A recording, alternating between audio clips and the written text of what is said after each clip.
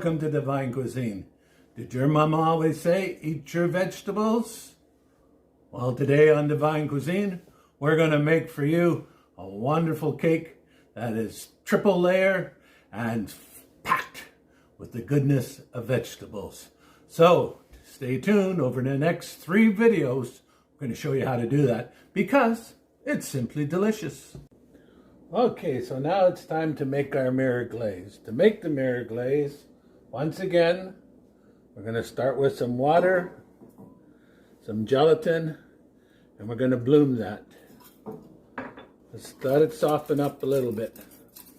As that softens, we start here with some water in our pan and some cocoa powder. We want the finest cocoa powder you can get. Just simply start, before we even turn the heat on, to mix this cocoa powder in the water and make a paste. Get it all mixed in there. We make a paste. And we give it some heat. Keep stirring till we're lump free. You're trying to get this so that there's no air in it. And we're going to add our cream and add our sugar.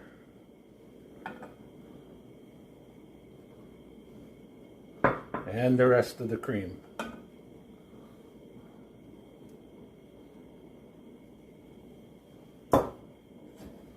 Stir that all up. It's a little thick to start with, a little thin out. As you can see, it's thinning out. What you want to do is bring this to a boil.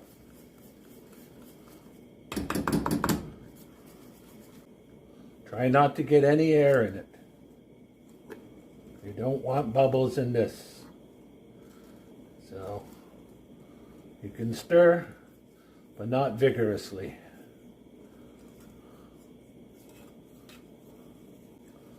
Once it boils, then we will add our bloom gelatin. So now the glaze is boiling, we're going to put in our bloom gelatin. Just give it a stir so it all fits in there. Make sure it's well incorporated. Now an important step in doing this is we want to strain this through a fine strainer so that we have no lumps at all.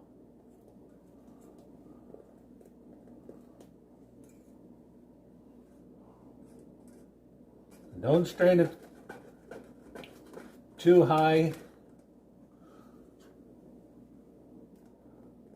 You're trying to keep any kind of air out.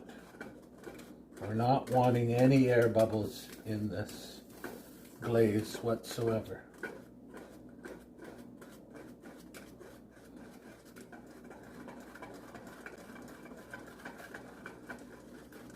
And we want it super smooth.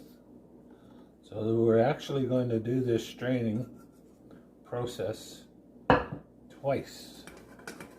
Once now, and once it's cooled down. And the mirror glaze needs to cool down to about 90 degrees. It's a little warmer than room temperature. So the best thing to do is put an insert thermometer in it after you've covered it with some plastic wrap. So now, this is our mirror glaze. We're going to put a piece of plastic wrap right across the top of it.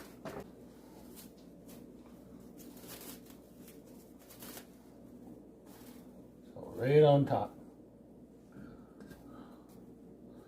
Don't want any crust at all.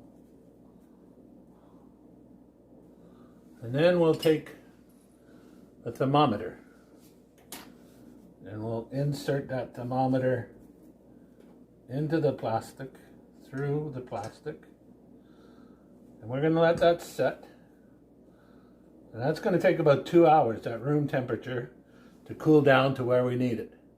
Once it's cooled down, then we're ready to put it on the cake. And of course, we'll show you that. So our mirror glaze is all ready to use. Here's our cake.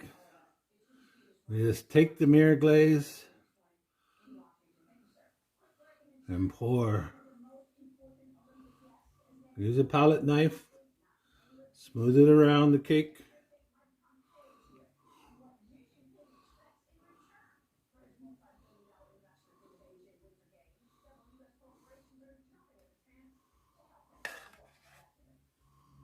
Down the sides.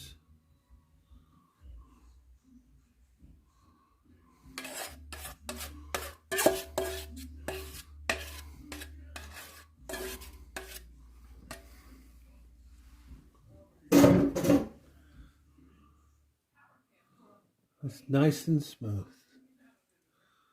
You see the nice reflection there? And your cake will be ready. Now we just have to refrigerate this again for a couple hours and ready to slice after that. So our mirror glaze is ready to go on the cake, and we're showing you how to do that. But as we're waiting for it to cool down, it's important for us to remember it's called a mirror glaze. And what's a mirror do? It reflects. Whatever you show in it, it reflects the truth of who you are. So when you look in a mirror, what do you see? Do you see you, or do you see Christ? You see, as a Christian, we should be reflecting everything Jesus is. Whatever he says in his word, he says in John, 1 John, that as he is, so are we in this world. Not when we get to heaven, that's going to happen. But now, in this world, as Jesus is, so are we. When we look in the mirror and we reflect, are we seeing Christ as he is victorious, as he's the one who crushed the enemy, as he's the one who brings healing to everyone who needs it? You know, the Bible doesn't really say pray for the sick. It says heal the sick. It's not our ability to heal, but it's his ability reflecting through us that can bring healing. We lay our hands on them and they are healed. Why? Because faith works. We reflect Jesus through us. It says his word is quick, that the word of God is quick and powerful and sharper than any two-edged sword, dividing asunder even the soul and the spirit, the joints and the marrow, and is a discerner of the thoughts and the intents of the heart. That's the reflection of God, that his word reflects through us and it causes us to be victorious in all we do. When you see Jesus in your reflection, you know you've achieved something great. And he knows you've achieved something great, and he's well pleased, because that's what it says in his word. It says that nothing pleases God but faith. And he is the rewarder of those who please him. So reflect God. Use the word. Have the word coming out through you. Make the word your reflection. See Jesus, and you'll see victory. And remember, God is on your side.